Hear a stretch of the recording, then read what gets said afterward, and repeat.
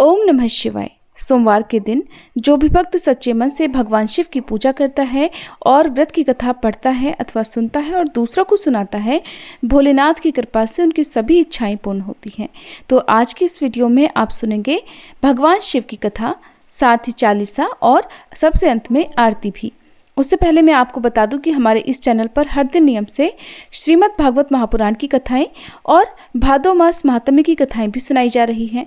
अगर आपने इन कथाओं को नहीं सुना है तो आपसे अनुरोध है कि आप इन कथाओं को भी अपना प्यार जरूर दीजिएगा। पौराणिक कथा के अनुसार प्राचीन समय की बात है, एक गाँव में एक साहूकार रहा करता था। साहूकार धनी था, उसके पास अथाह धन दौलत थी, लेकिन उसकी कोई संतान नहीं थी। साहूकार भगवान शिव को प्रसन्न करने के लिए सोमवार को व्रत रखा करता था और व्रत के दौरान वह विधि पूर्वक भगवान शिव और देवी पार्वती की पूजा और शाम को प्रदोष काल के समय शिवलिंग पर दीपक भी जलाता था। साहूकार की भक्ति और पूजा अर्चना को देखकर एक दिन माता पार्वती ने भगवान शिव से कहा कि हे प्रभु, ये साहूकार तो आपका परम भक्त है, हर सोमवार को विधि विधान से आपकी पूजा करता है। मुझे लगता है कि आपको उसकी मनोकामना अवश्य ही पूर्ण करनी चाहिए। तब भगवान शिव ने देवी पार्वती की बात सुनकर कहा कि हे गौरी, ये संसार एक कर्म क्षेत्र है। जैसे एक किसान अपने खेत में बीज बोता है तो कुछ समय बाद उसे पेड़ मिलता है, ठीक उसी तरह इस संसार में आदमी जैसा भी कर्म करता है तो उसे उसका फल भी वैसा ही मिलता है। लेकिन माता पार्वती ने भोले भंडारी से दोबारा आग्रह किया और कहा, हे नाथ, फिर भी आप इसकी मनोकामना को पूर्ण कर दीजिए, क्योंकि ये आपका परम भक्त है। और अगर आप ही अपने भक्तों की इच्छा को पूर्ण नहीं करेंगे तो फिर भला भक्त आपकी पूजा आराधना क्यों करेंगे। माता पार्वती के इतना आग्रह करने पर भगवान शिव ने कहा, देवी, ये धनवान साहूकार है और इसका कोई भी पुत्र नहीं है, इसीलिए ये सदैव चिंतित रहता है। हालांकि इसके भाग्य में किसी संतान का योग नहीं है, परंतु आपके आग्रह करने पर मैं इसे पुत्र प्राप्ति का वरदान देता हूँ, लेकिन इसका पुत्र केवल 12 साल तक ही जीवित रहेगा। मैं इससे ज्यादा कुछ नहीं कर सकता हूँ। फिर एक रात भगवान शिव ने साहूकार को स्वप्न में दर्शन दिए और कहा कि उसे जल्दी ही पुत्र की प्राप्ति होगी, लेकिन उसका पुत्र दीर्घायु नहीं बल्कि केवल 12 वर्ष तक ही जीवित रह पाएगा। ये बात सुनकर साहूकार ना तो प्रसन्न हुआ और ना ही ज्यादा दुखी हुआ। स्वप्न में सब कुछ जानने के बाद भी साहूकार ने पूजा अर्चना जारी रखी और कुछ दिनों बाद साहूकार की पत्नी गर्भवती हो गई और उसने एक सुंदर बालक को जन्म दिया।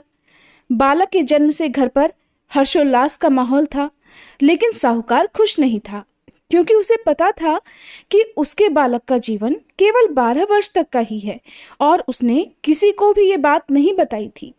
जब वह बालक 11 वर्ष का हुआ तो साहूकार की पत्नी ने बालक के विवाह की बात साहूकार से कही, लेकिन साहूकार ने इस बात से इनकार कर दिया और उसे शिक्षा के लिए काशी भेज दिया। साहूकार ने बालक के मामा को बुलाया और पैसे देकर उन्हें बालक के साथ काशी जाने का आदेश दिया। साहूकार ने मामा भांजे से कहा कि वह काशी जाते समय रास्ते में यज्ञ कराते हुए और ब्राह्मणों को भोजन कराते हुए जाएं। दोनों मामा भांजे ने ऐसा ही किया। काशी जाते समय जिस रास्ते से मामा भांजे गुजर रहे थे, उसका राजा अपनी पुत्री का विवाह एक ऐसे राजकुमार से करवा रहा था जो काना था। उधर दूल्हे का पिता इस बात से चिंतित था कि अगर दुल्हन पक्ष को पता चल गया तो राजकुमारी विवाह के लिए मना कर देगी। इसलिए उसने जब साहूकार के पुत्र को देखा तो उसने सोचा कि मैं अपने बालक के स्थान पर तोरण के समय इस बालक को बिठा दूंगा और दुल्हन के पक्ष वालों को पता भी नहीं चलेगा। दूल्हे के पिता ने साहूकार के पुत्र को इस बात के लिए तैयार किया और वह बालक तैयार हो गया।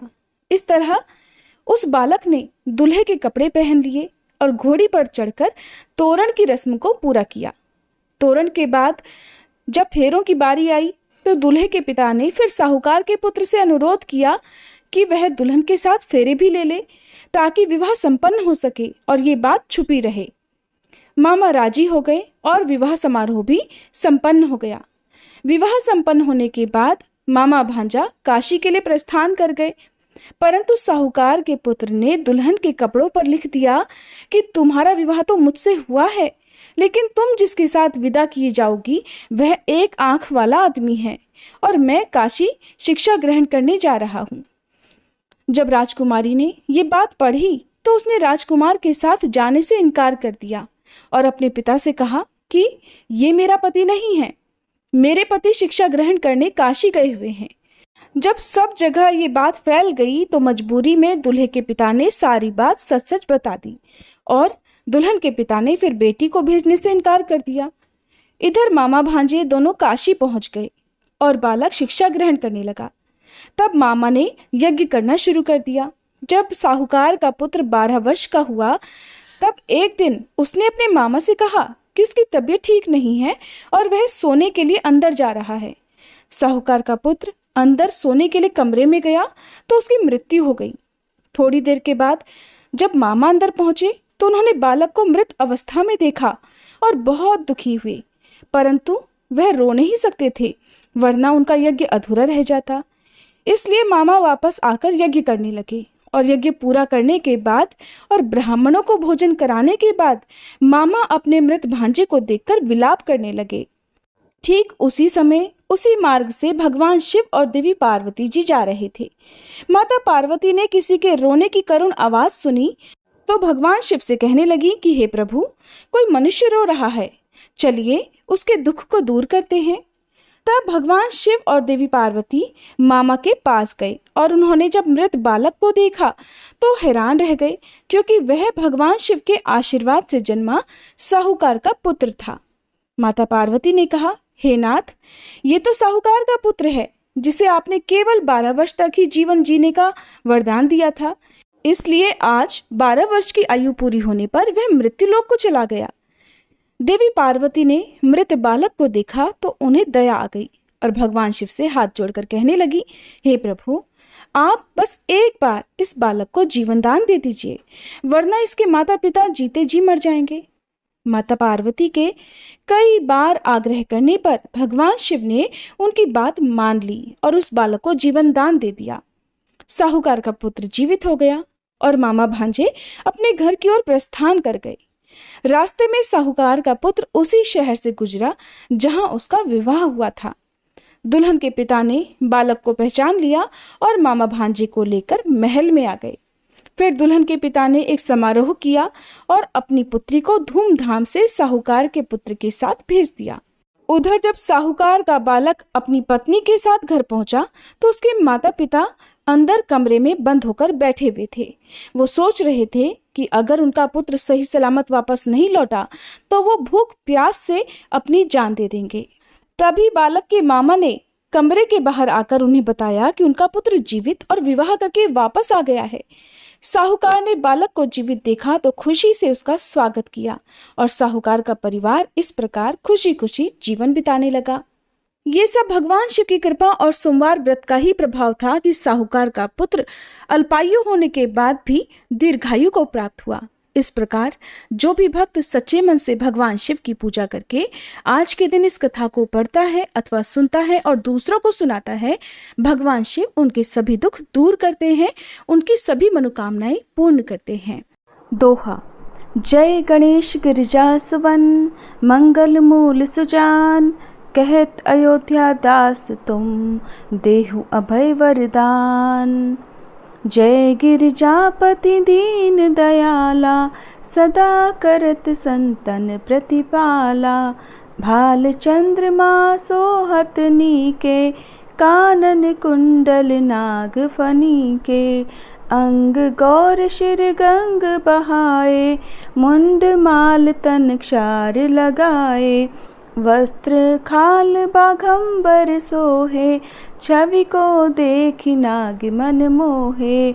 मैना मातु की हवे दुलारी, बाम अंग सोहत छवि न्यारी।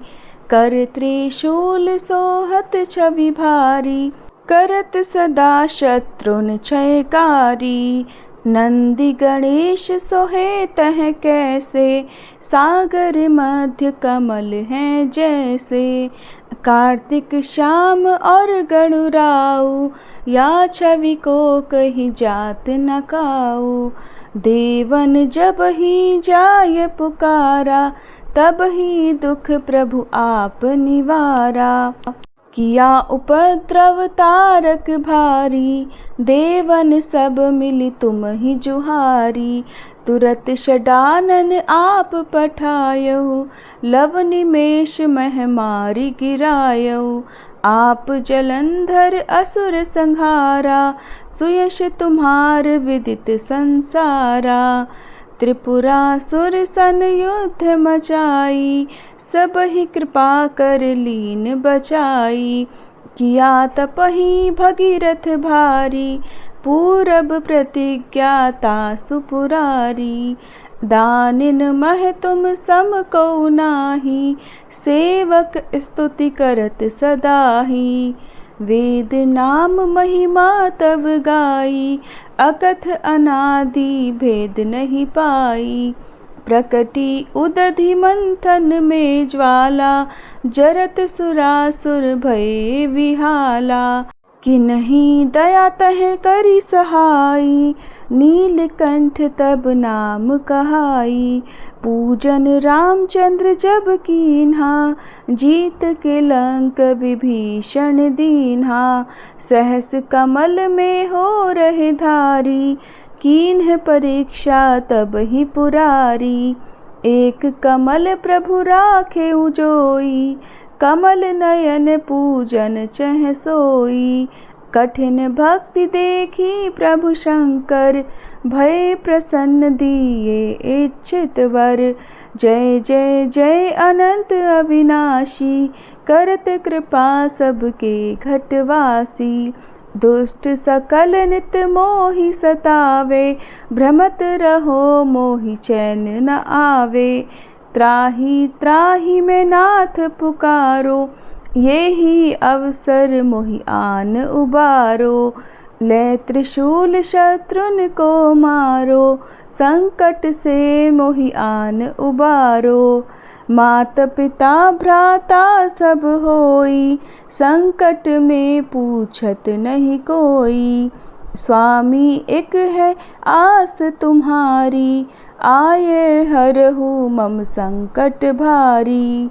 धन निर्धन को देत सदाही, जो कोई जाचे सो फल पाही।